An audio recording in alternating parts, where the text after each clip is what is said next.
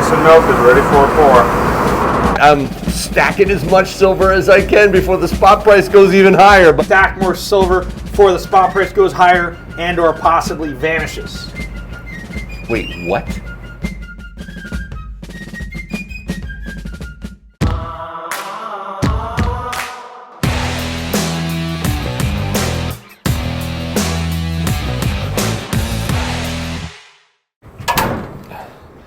Yankee stacking. Silver Oh Dave. man, it's great to see you. Great to see you again. Thanks for inviting me over to your mint again. My pleasure. How you doing? How things going? Things are going great. And I am stacking as much silver as I can before the spot price goes even higher. Yeah. So I have a theory that the spot price may vanish for a period of time. But let's talk about that later when we have a little more time and a little more privacy. But first, why don't you come in and take a look at what we're doing, because we are in a race against time to get all these hammers and wrenches made and sent to SD Bullion. Okay, well, let's do that first. All right. What? Oh, man. Are these party favors? Dave. No, those are silver buffaloes, Yankee. You wouldn't believe it, but these were so cheap to buy. They were literally like 5 cents more than silver shot. Bought so many of them because they were just so cheap. I just bought tons of them. And Yeah, okay, here we go. Hey, Yankee, come on, Yankee, you can't take this with you. Come on. This is different. I don't recognize this one. Yes, so this, it looks similar, but it is very different.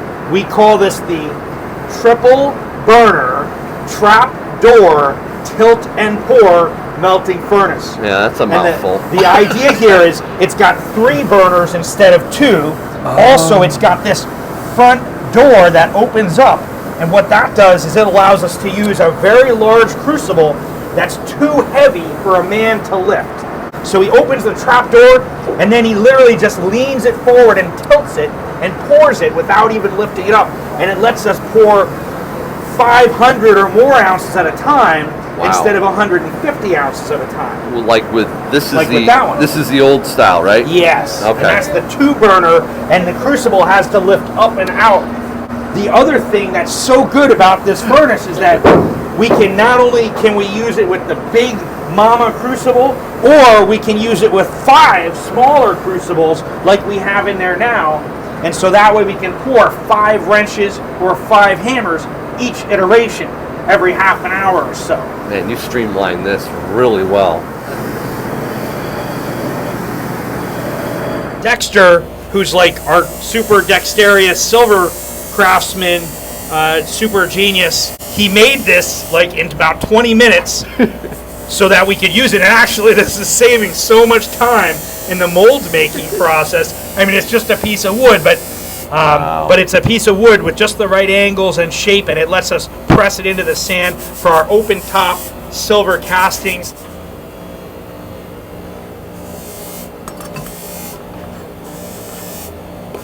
He's going to put some baby powder on there. It looks like you're sprinkling a cake. And it's kind of like that, yeah.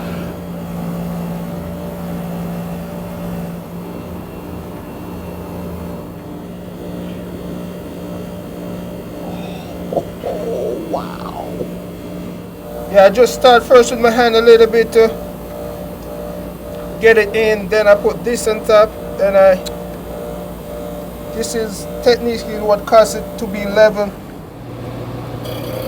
Take this out, then Fabian is incredible. He is super talented. He's always here getting the job done.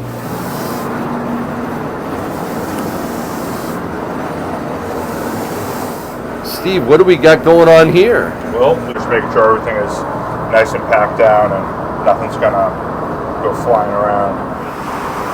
So I'm just gonna take a peek and see if we're melted yet here.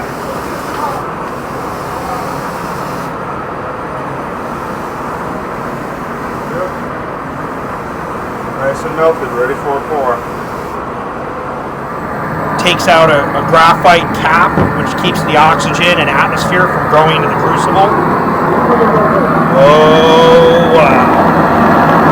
Oh, yeah.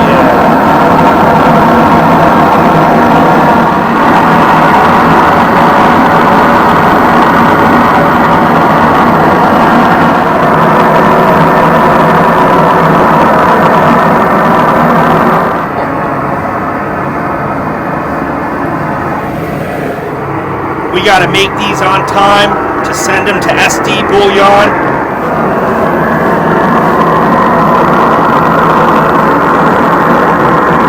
Now that you just poured all these wrenches, how do you feel? I feel great, and I can do this all day. That's great, because we're hoping you're going to. So what he's doing right here is he's putting crucibles back into the furnace. He's preloaded them with a specific amount of silver, and then he's putting a little graphite lid on top of each one. He had to make the graphite lids himself to be the right shape, and it basically just keeps the heat in, but it also keeps the atmosphere out. Because even though oxygen does not hurt silver, it makes the silver grow, and silver can literally absorb 10 times its own volume in oxygen. And so then when you have absorbed so much oxygen, the silver will get really big, but then when it cools, you'll have lots of air bubbles and shrinkage in certain areas. So it's really important to control that oxygen.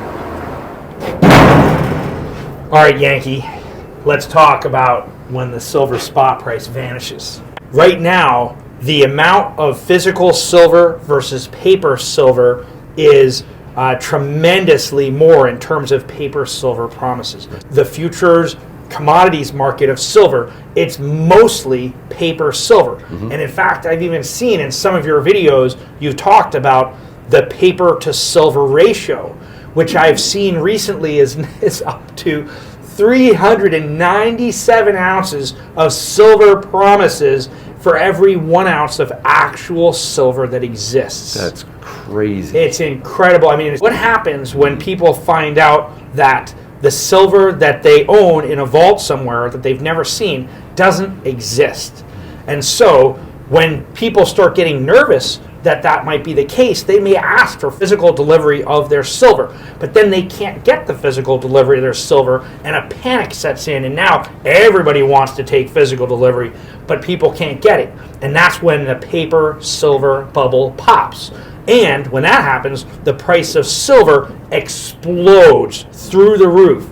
And so you see the spot price of silver going to $30 an ounce, $50 an ounce, $80 an ounce, $120 an ounce, $150. Meanwhile, all these guys are trying to call and take delivery of their silver. But the Wall Street futures traders, these guys are going to be bankrupt, and they're not going to want to go to work to answer the phone, because most of the calls are going to be very angry people that are asking for silver that they don't have. When that happens, I think that the spot price vanishes. It was going up, and then it just stops in its tracks, meaning that there won't be a spot price anymore. It'll just be, in terms of the value of silver, will be determined in direct trades. So in local markets, people who have silver and are trading their silver for other things, they will decide how much they want for their silver. And so, for example, if a guy down the street has a dozen eggs that he's willing to sell you, he might say he wants 1/10 of an ounce of silver for it. He might say he wants 1/100th of an ounce of silver for it. And so the smallest piece of silver you have may work. That's fascinating. A little scary too, Dave. But thanks for sharing that with us. Tell me what you think of what Dave's saying down in the comments below. Pulling the silver wrenches out now and putting them in the quinch bucket. They've already cooled down some, haven't they? Yep. Still hot, but Still hot.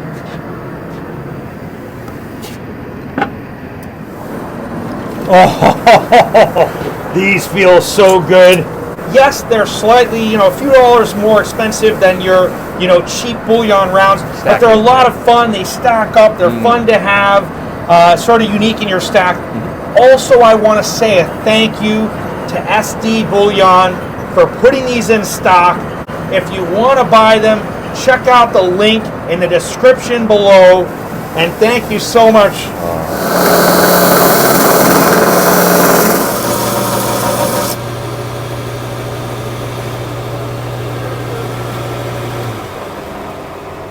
So you're probably looking at all this silver sand on the floor. I thought that's what that was, and I'm like, you just let all that silver go? Yeah, we just throw it away.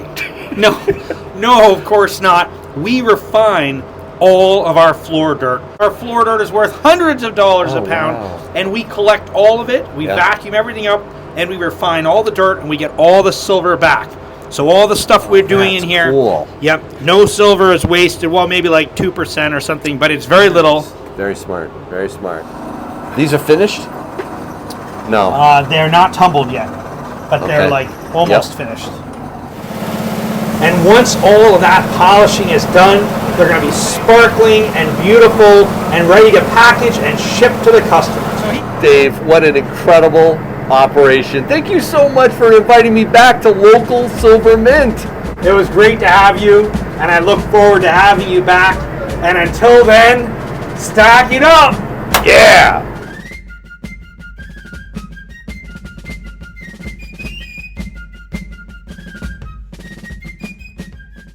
Stop! It's hammer time! Come on, Yankee, that was a good one. Come back, wait.